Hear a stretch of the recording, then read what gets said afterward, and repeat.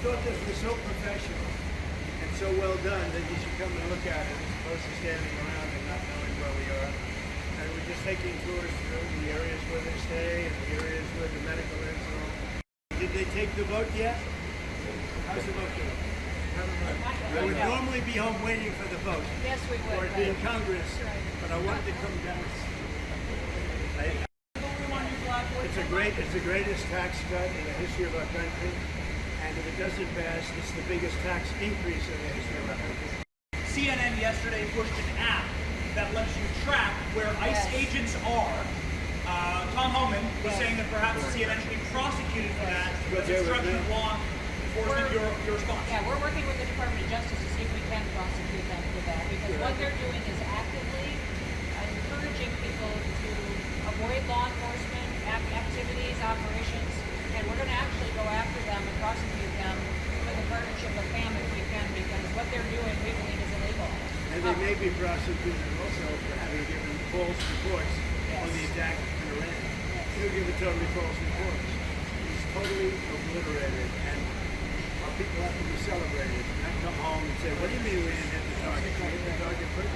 You know, the pilots came home and they said we hit the target first. So they may be very well prosecuted for that. What they did there we think is totally illegal. Okay, let's go. So it was, what do you think of it?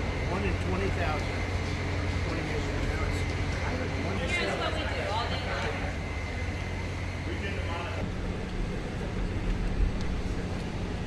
This is some of our staff, Florida Beach Parks Management staff, one of our vehicle here, some of our folks.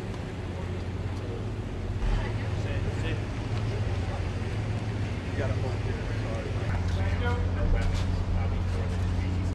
Well, I'd like to just thank everybody for the incredible job they've done.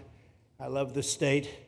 As you know, Ron and I have had a really great relationship for a long time. We had a little off period for a couple of days, but it didn't last long. It didn't last long, and a lot of respect for each other. And it's a great honor to be deep in Florida, the Florida Everglades, to open America's newest migrant detention center. It's incredibly built, and you're seeing that yourself. That's why I said, let the press join us on our walk so they can see what's happening. It's known as Alligator Alcatraz, which is very appropriate because I looked outside and that's not a place I want to go hiking anytime soon. But very soon, this facility will house some of the most menacing migrants, some of the most vicious people on the planet. We're surrounded by miles of treacherous swampland, and the only way out is really deportation. And a lot of these people are self-deporting back to their country where they came from. Quite a few. We're amazed at actually the number. We took the FEMA money that Joe Biden allocated to pay for the free luxury hotel rooms, where he's paying hundreds of millions of dollars in New York City, and we used it to build this project. And Ron, it was just a little fraction of that money. The money they spent on that project, I happen to know the real estate developer. He's a very he never really made that much.